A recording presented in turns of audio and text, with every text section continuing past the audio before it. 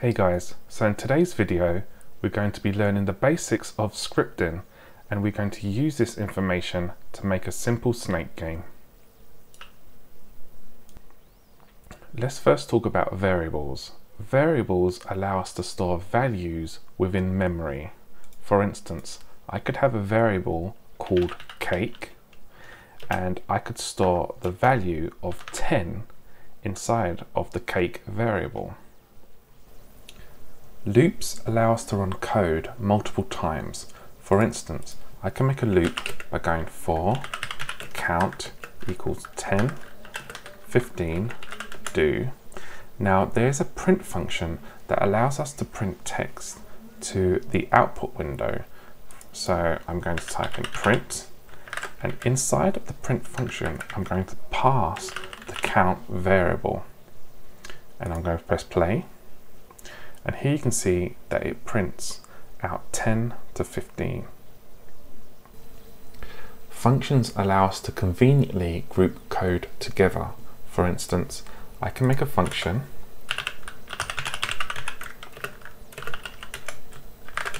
and I can place this loop that we created before into the function. And if I run the game now, you'll see that we're no longer printing 1 to 15. That is because we have defined the function, but we have not run the function. In order to run the function, simply do this, and if we play the game now, we can see it prints 10 to 15 once again. And we can conveniently run the function 2 times to print 10 to 15 2 times. It's also possible to pass variables into your function. So I can create a variable called from and a variable called to, and I'm going to replace the 10 with from and replace the 15 with to. Now I can pass values into the function, so I can pass in 3 and 8 and 5 and 6, and if I run the game now, you'll see that it prints 3 to 8 and then 5 to 6. It's also possible for the function to return a value back to the caller. So to do this, we're going to add return, and I'm going to return the value to negative from. I'm going to delete the second function so it doesn't get too complicated, and I'm going to store the value inside a variable called value, and then I'm going to print value. So if we run the game now, you can see it prints from 3 to 8, and then it returns the value 5, which is 8 negative 3 is 5. Now I'm going to try to demonstrate scope. If I create a function, and if I create a variable inside of the function,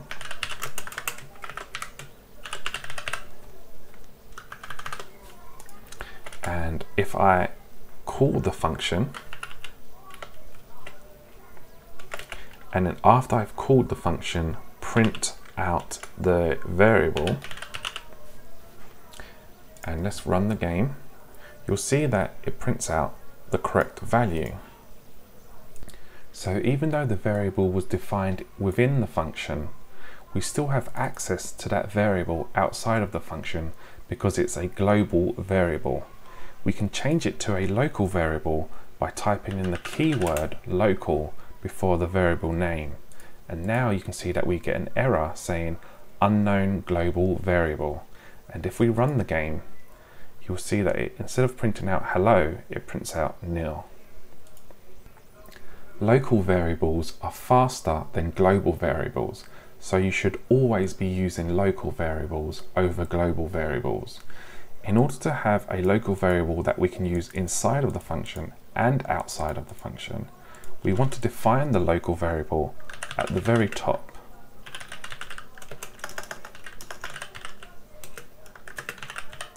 And now we can access this variable from inside and outside of the function. Tables allow us to store multiple values within a single variable. So to create a table, I'm going to type local my table equals open and close curly braces. Now to add a value to the table, I'm going to type my table, and I'm going to type in the key of the value equals 10. I'm also going to add a second value,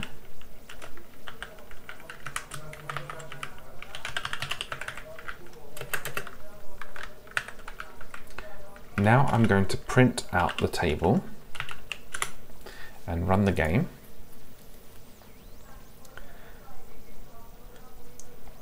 And here on the output you can see that the two values are stored within the table.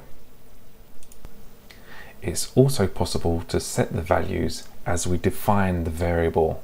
To do this, you do like this.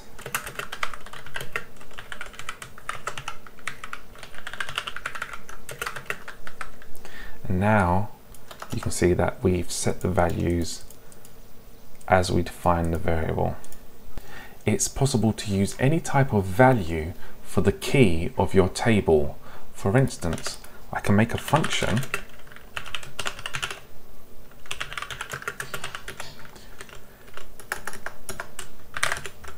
and I can use this function as a key for the table. So my function equals 20. And if we run the game now, you'll see that we are using the function as the key for the value 20. We can also use tables to make ordered lists. To do this, I'm going to type in the values directly, like so, into the table without the key names. And if I play the game now, you'll see the table will automatically use the key names 1, 2, and 3 to store the values. It's also possible to loop through the table by doing for key value in I pairs my table do, and now we can print the key and the value.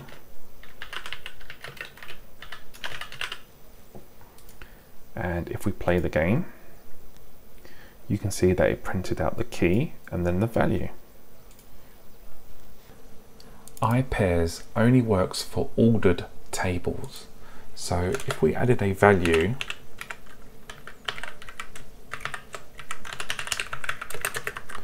and ran the game now, you'll notice that the cake value has not been printed, while we can see that it is actually inside the table. And to fix this, we can remove the I and just have pairs. And now if we run the game, you can see that the cake value is getting printed. Roblox has custom data types. You can think of these data types like tables that contain values and functions.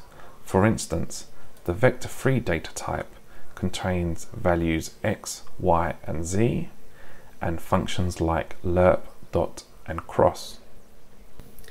If we look at the properties of a part, we will see that the position property requires a Vector3 data type. So let's first create a part and anchor the part, and inside the script I'm going to create a loop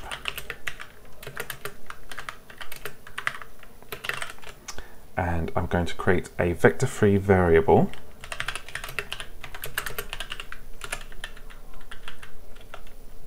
and I'm going to use the I variable for the x position, and I'm going to use 0 for y and 0 for z. Then I'm going to type workspace dot part dot position equals v3, And I'm also going to print out the v3 variable. And I'm also going to use a wait function for 1 second to allow this loop to update slowly. And now if we run the game, you can see that the output prints out the position and the part moves every second. Okay, let's now use what we've learned to create our snake game. First, we're going to create a new baseplate project. And inside of server script service, we're going to create a script and delete this first line here. The first thing we're going to need to do is receive an event when a player enters the game. We're going to use the players service, and if we look at the events, we'll see that it has a player added event. So to get this service, we're going to store it in a variable.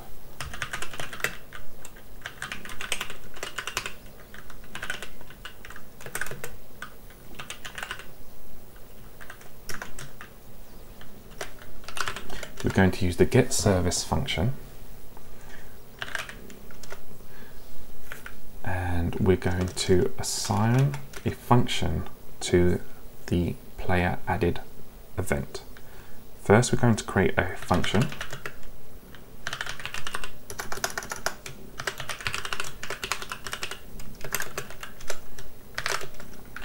And to assign this function, we're going to go players service dot player added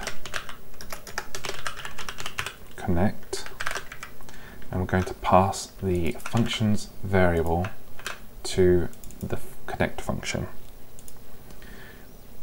We also can see that it passes a player variable to the function, so we can add a player variable here, and we can print the player variable. And if we run the game, we can see that this player object has been printed here. We're now going to need to keep track when a character is added or removed from the game. So if we look at the player object and scroll down to events, we'll see that there are 2 events, one called character added and one called character removing. If we create a function called character added,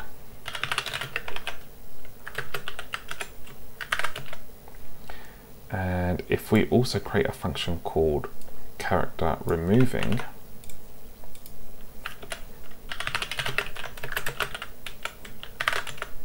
we can also see that the character model is being passed to these functions. So let's put these in here. And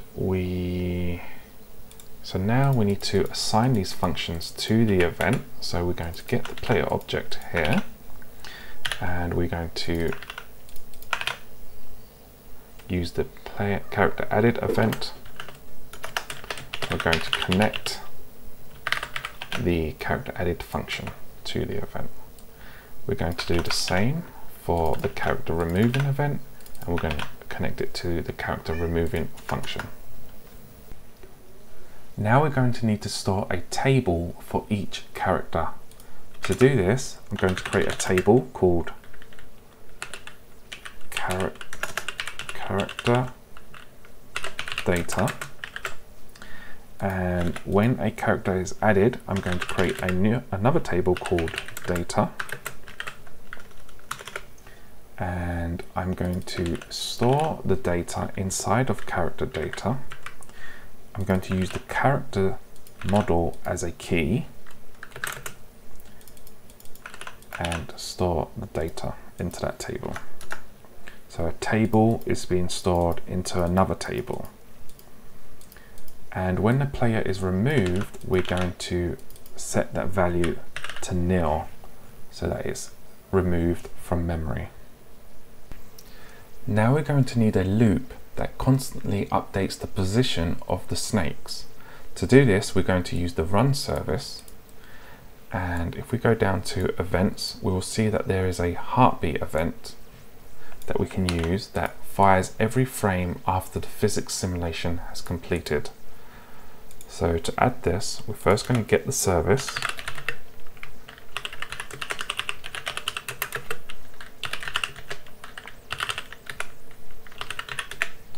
and then we're going to create a function,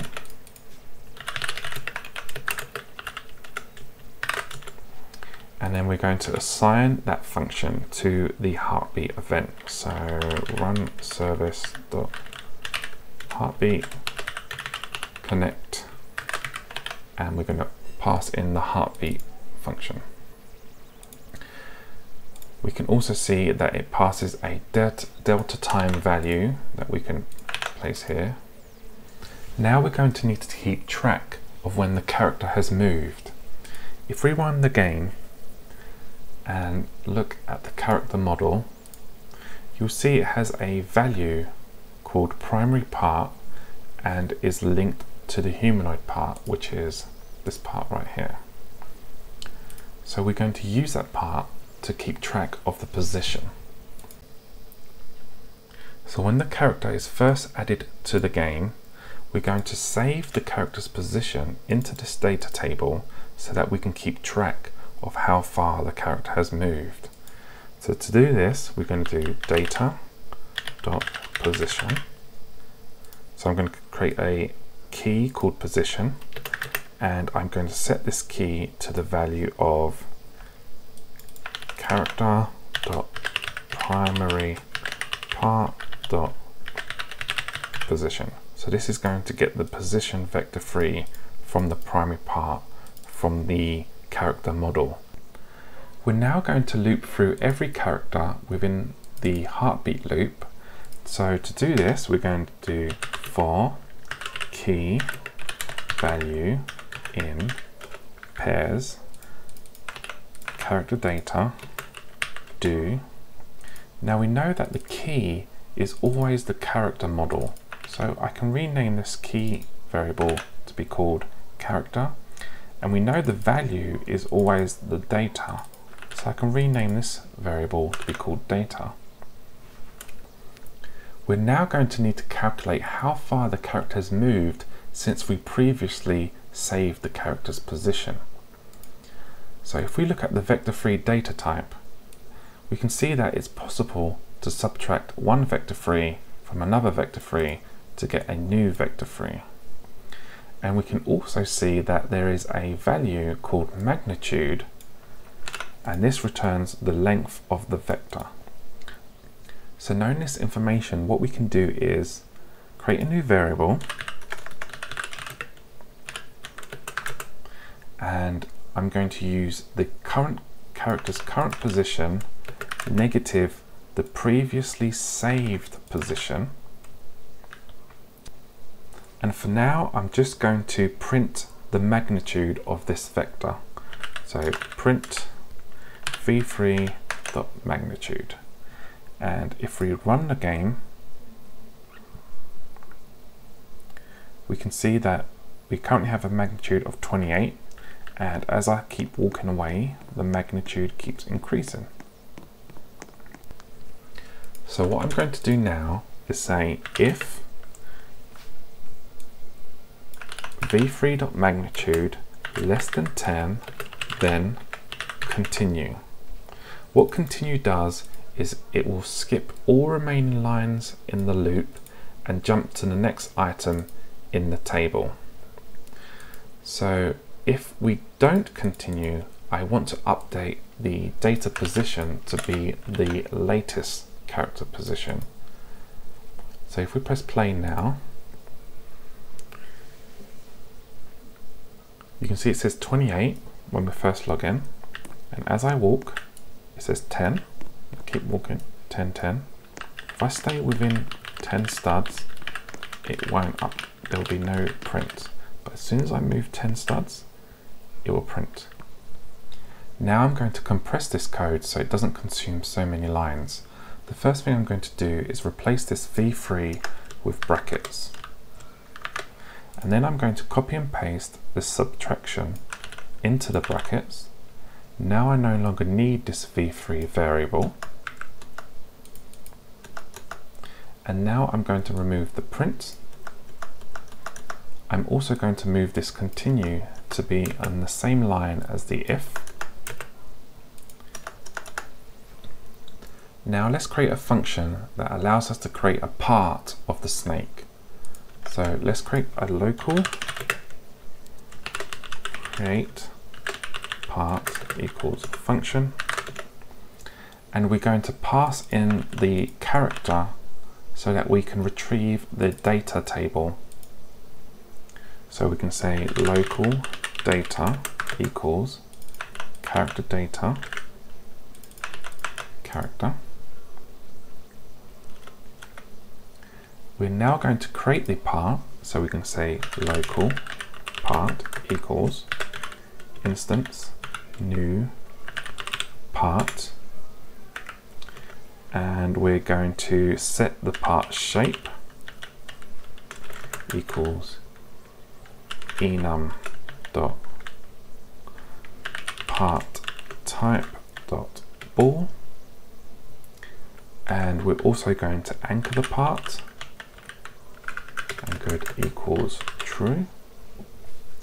We're also going to set the size of the part, size equals vector3 dot new 222, and I'm also going to make the top and bottom surface smooth, so part dot top surface dot equals enum dot surface type smooth.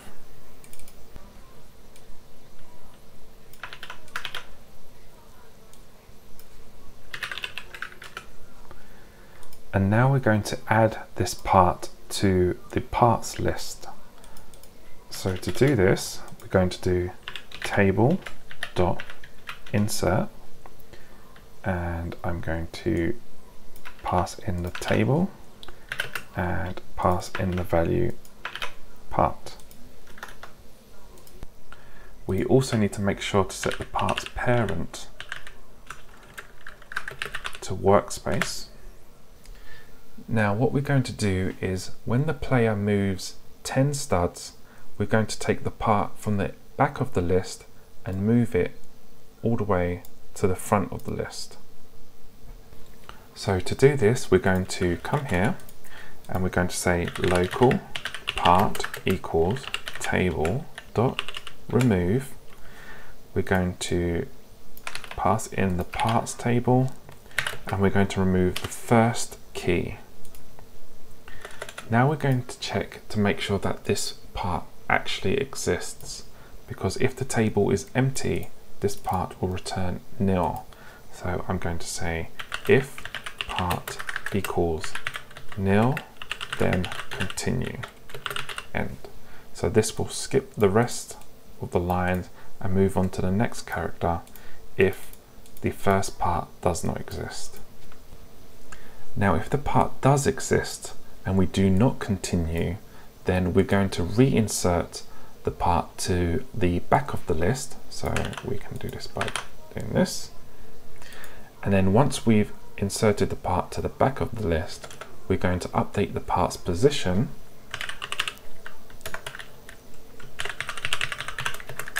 and we're going to set it to the data position.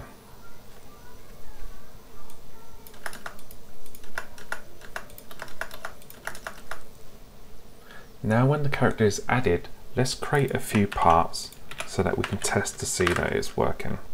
We need to make sure to pass in the character model into the function so that it can work correctly. And let's run the game.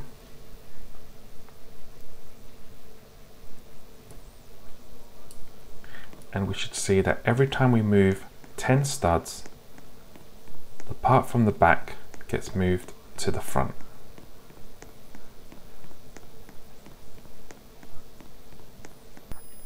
Now we need to make sure that we destroy the parts when the character is removed. So if we play the game once again,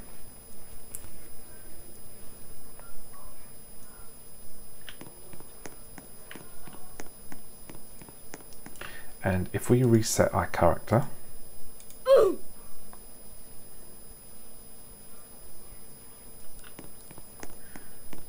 you can see that the old parts are not destroyed. So inside of our character removing function, we're going to get the character data, and then we're going to loop through every part for I part in I pairs data parts do part destroy.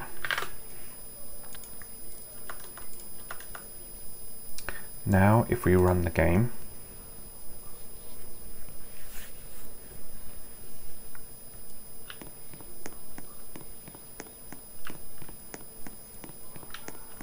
and if we reset our character, you can see that the previous parts got destroyed. Now let's add food for the character to eat in order to increase the size of the snake. First, I'm going to go into Toolbox, and under Meshes, I'm going to search for apple.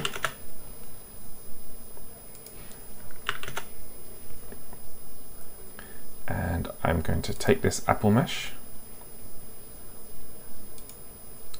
and I'm going to place this apple mesh into server storage and also rename it. Now let's create a folder so we can place the apple mesh into the folder. So first I'm going to create a new variable called folder equals nil, and then at the bottom I'm going to say folder equals instance new folder dot name equals food, and then folder dot parent equals workspace. Now let's create a function that will create the food. So local create food equals function, and we're going to say local food equals game dot server storage dot apple clone. Then we're going to position the food in a random position. So food dot position equals Vector3 dot new math dot random 0 math dot random. Now I want the random values to be between -50 to +50, and the same for the z value, -50 to +50. I'm also going to set the y position to 2, and I'm also going to set the food's parent to folder, and also make sure that the mesh is anchored, and I'm also going to set the collision fidelity to box. And I'm now going to create a loop to create 20 foods. So for I equals 1 to 20 do create food, And if we run the game now, we can see that there's 20 apples randomly placed around the map. Now let's make it so that if the character touches a food, the create part function is called. To do this, I'm first going to delete these functions here, and I'm also going to reduce the walk distance from 10 studs down to 1 stud. And I'm also going to make sure that the can collide for the apple mesh is set to false. I'm going to use this touched event to detect when the character touches a food. So I'm going to first create a function,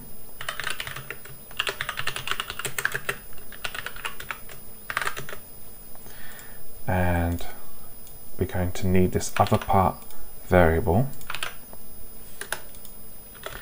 and then I'm going to attach the event to the function.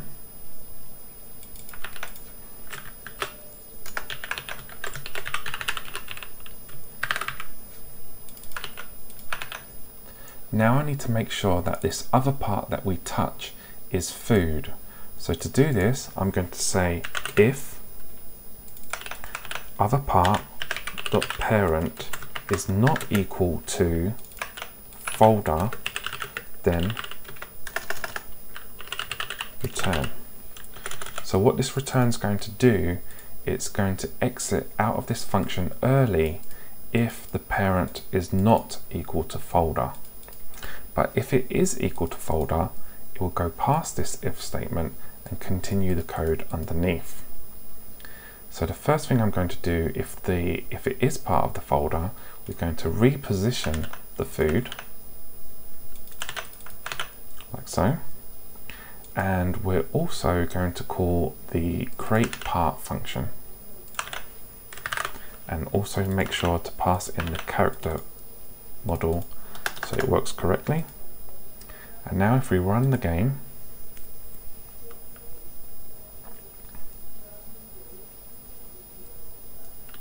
we'll notice that when we touch the food, our snake grows in size.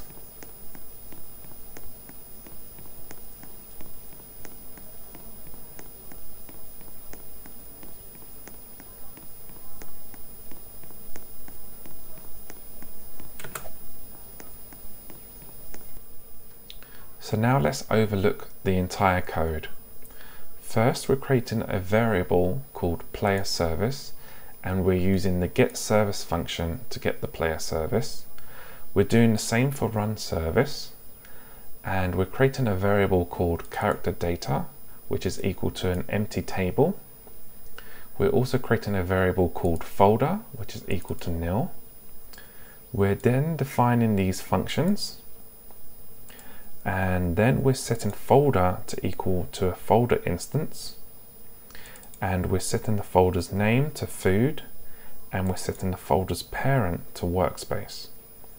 We're then looping 20 times and calling the create food function. The create food function clones the apple mesh and positions the apple mesh randomly and puts the apple mesh parent into folder. We're then assigning the player added event to the player added function, and this player added function is assigning the character added event to the character added function, and the character removing event to the character removing function. The character added function first creates a variable called data, which is equal to an empty table, and the key position is equal to character's primary part position, and the key parts is equal to an empty table. We then store this table inside of character data using the character's model as a key. We then define a function called touched, and then we assign this touched event to the touch function. The touched function first checks the other part's parent to make sure that it's equal to folder.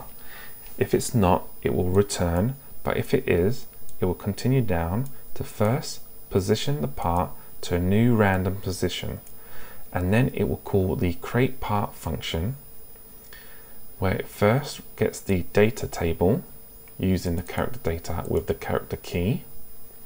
It will then create the part, it will set up the part and put the part in the workspace. It then adds the part to the data parts table. When a character is removed, the character removing function is called. First we get the data using the character data table and the character as the key. We then loop through every part inside of the data's parts table and destroy each part, and then we set the character data to nil. We have also connected the heartbeat function to the heartbeat event. The heartbeat function first loops through every character inside of the character data table. It then checks to see if the character has moved more than one stud. If it has moved more than one stud, it removes a part from the front of the parts table, and then it adds the part back in at the end of the table, and then it positions the part at the data position, and then the data position is updated with the most recent character position. Thank you for watching this tutorial. If you have any questions, feel free to leave a comment down below.